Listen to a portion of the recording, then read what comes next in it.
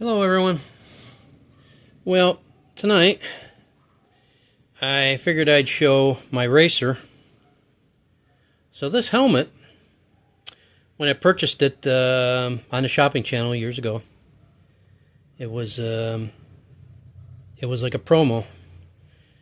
Bought the racer watch, and the helmet came with it. It's really cool. I got a yellow one. I got I believe a red one somewhere. And maybe I'll put it on my bar for displays, but yeah, and they're normally about $22, if you can even order this anymore. But yeah, it came with it, so it was kind of years ago. It was a freebie. When I say years ago, I mean quite a few years ago. It's maybe 12 years ago. Yeah. So this is the watch that I originally ordered to get the helmet. And this, I really like this one. This is the S1 Rally, model number 36307. And as you can see, it's green. It's a racing style. And it's chronograph, 48 mm. No, it's not small. Japan movement, flame fusion crystal. So everything you would expect in a watch, and 100 meters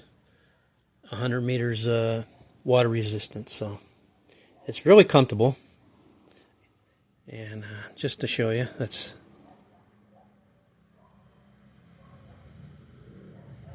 And if you look at the band, it's actually like a tire tread.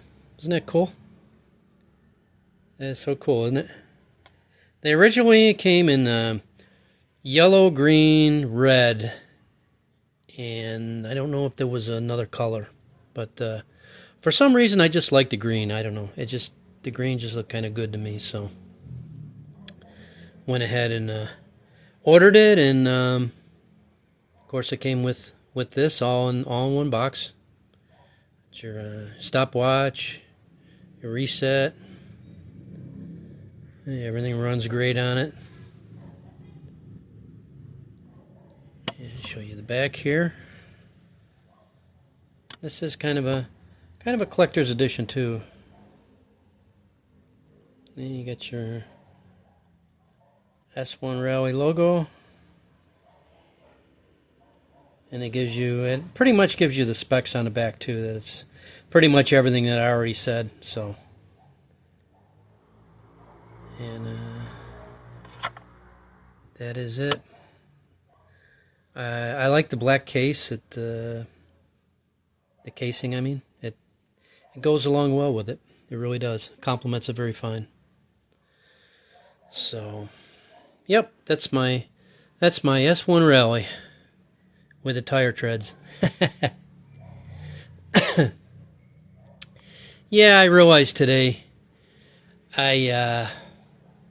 I don't know, for a topic, I guess I'd say I'm actually glad I deleted my other YouTube channel. I was doing a channel for overseas, and I just realized today that how toxic it is.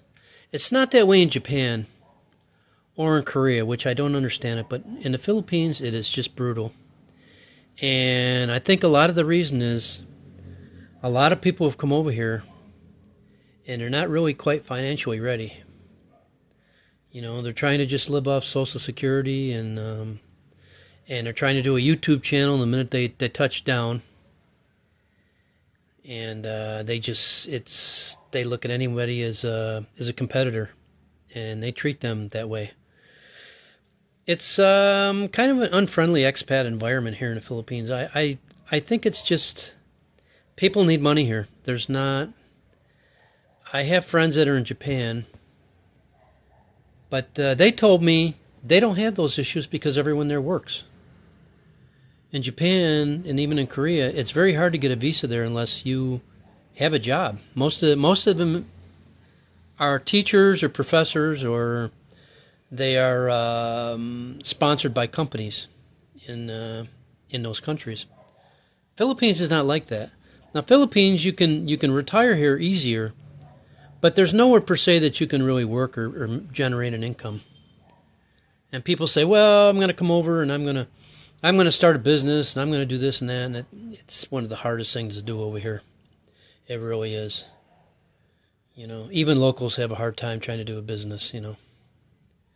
And if you're a person that's retiring or close to retiring and you come over here and you're in your 50s or 60s or even older, you don't want all that stress of doing that. You know, you want to retire. If you can't, I look at it this way, if I can't retire here without having any stress, I'm fine. But if I'm stressed out doing all that kind of stuff, I might as well just go back to work in the U.S.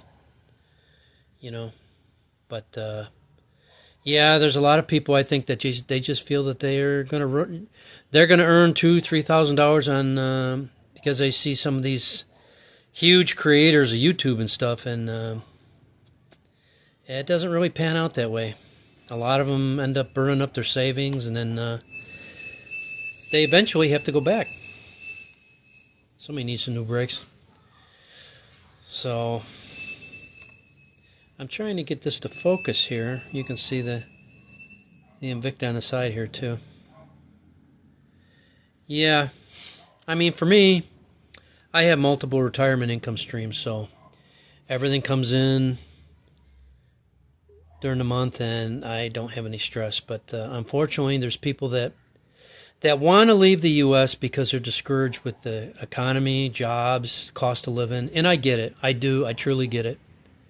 But you got to really be careful when you just throw your hands up in the air and, you know, throw stuff in a suitcase and get on a plane and leave for the rest of your life, because it's you know, anywhere you go, you got to be able to support yourself. You can say, well, I got a really big savings. Well, savings dwindle down. It's not like a fixed amount coming in every month, you know. And living off of maybe 15, 20 years ago in the Philippines, you could live like a king off $1,000 a month. But now, no, you really can't. A lot of these YouTubers out there are peddling that stuff, and these people are believing it. They're taking their families, they're coming over to Thailand and Laos and Philippines, and they're running out of money, you know. I mean, in my opinion, you need a good, I'd say $3,000 stream coming in a month, just as a base, just to have.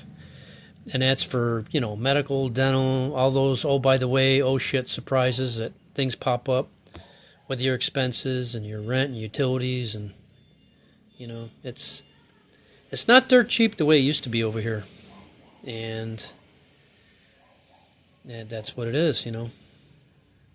But yeah, I think that's what creates so much fierceness of competition when you try to do like a YouTube channel or something over in the Philippines here. They really go at each other's throats, you know.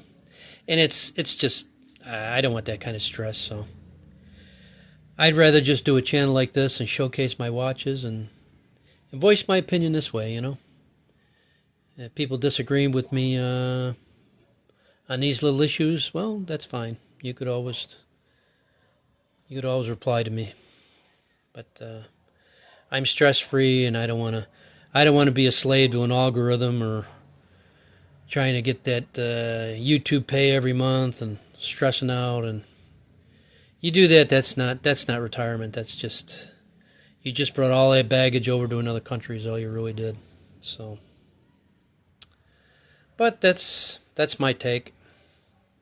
And I guess that's about it. I think I've showed my S1 Rally about as much as I can here after I'm done yakking. So, alrighty. So that'll be it. And hope you enjoy my little presentation with the helmet and the case and everything there. Alrighty. Okay, have a great night. Cheers.